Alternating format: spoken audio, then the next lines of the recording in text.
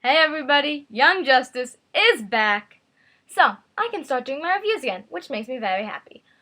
Alright, so, actually gonna start trying to shorten reviews. So here we go. Roy's back, he's awake, he's well and stuff, as well as you can be, and everyone is out for Aqualad's blood after the little stunt he pulled, killing Artemis. And Raquel is getting married. Not happy. That.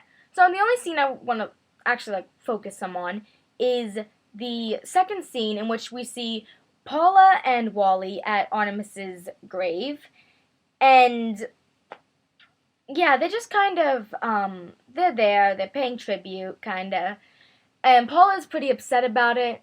Like she's staying strong, but she's talking about how it's horrible, and she feels horrible, and well, she just lost her daughter, so we can tell, as strong as she's saying, this is kind of tearing at her inside.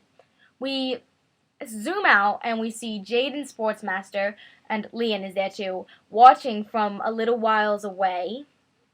And Jade is being sentimental about it. She blames herself. She says she could have taken better care of Artemis. She should have been a better sister. And but she's mostly blaming Aqualad. That's the end story. She mostly blames Aqualad, and she's one of the people who's going to then go and try and kill Aqualad, most likely. Sportsmaster wants to kill Aqualad too, but he's being selfish about it.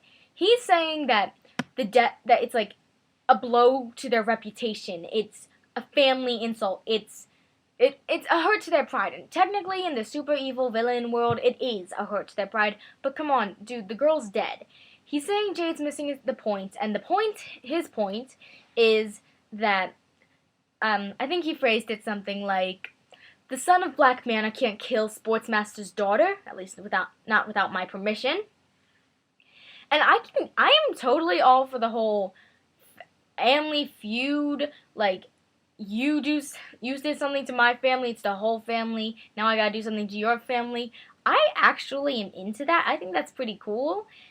But, this is kind of ridiculous. He's seeing killing his child as an insult to himself. So that's a little just selfish. A story. Roy's awake and he's pissed. So he tries to kill Luthor. Naturally, it doesn't go that well. Until he actually gets a one-up on living weapon Mercy. And he almost gets to kill Luthor. However, Lex pulls a Luthor, basically. He pulls a Lex Luthor and gives him this weird case type thing. We saw him, grab this case from his office. And originally I thought it was the same case Roy used in Targets, the other Roy, that had, his, foldable bow and stuff in it. Not true. So, then, eventually, he started talking about, satisfaction. I'm just like, oh, it must be his arm. I don't know why I thought that. I thought it was his real arm. But it's not. It's a cybernetic one, which is kind of a reference to the New 52. He has one of those in the New 52.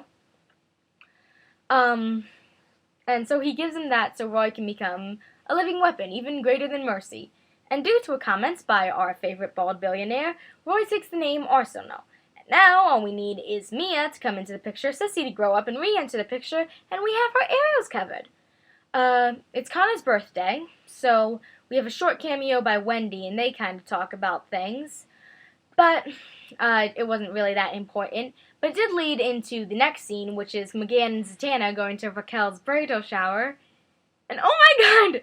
The woman is getting married! And I still see her kind of as a girl, because in my, the way I think about it, she's only, 19, 20.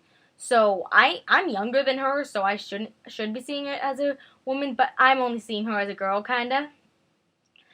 So she's getting married. Aqualad is evil, so obviously she can't be marrying Aqualad. There is a chance she's marrying, we don't have any idea, but her boyfriend in the comics, the one who fathered her child, Amistad, was named Noble. And I guess there's a chance he could be here. I won't be happy, because in my opinion, he's a deadbeat. So, in my opinion, something needs to happen, and if this wedding does happen, Calder needs to crash it, because they cannot, give us that in season 1, and then have season 2, and all, those original couples still kind of like each other, and then just not have Calder, Raquel have any feelings for Calder anymore. That doesn't work by me. But Captain Cold, I think his name is, or something, he enters the picture, tries to rob a bank, but he's basically screwed because they have to stop their bridal shower, and he's got, like, the 6, 7 most powerful female young heroes on his tail, so he's basically screwed. There were some really great points in this episode. For example, Roy and Ollie, the clone Roy, who hated Ollie, and he did in Salvage, he still wasn't too happy with Ollie. Their relationship seems to have improved a bit. Like, they work well together, they get along kind of better. Also, something that has made the lives of every young child who watches this and isn't seriously into comics, something that's made their lives slightly better, Jason Todd holographic cameo. He's dead. He's in this grotto thing of past young heroes, and we see Blue Beetle, who's not young, Aqua Girl, him, and Artemis, and everyone's like paying tribute to Artemis.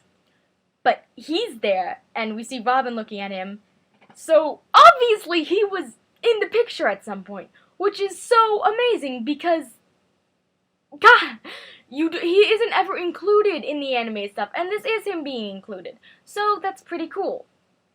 Young Justice is on its way to becoming the best DC show ever, and DC has had some admittedly pretty good shows. Okay, other than that, the part I didn't really like is now, like, Nightwing and Wally, they act like they're hiding something. Like, they were in on this plan before, but now, I guess since the situation has intensified, I don't know, they just act like they have something to hide. I don't like that too much. But anyway, those are my thoughts. So, I am so excited for this show to be on weekly again. Leave me your thoughts later.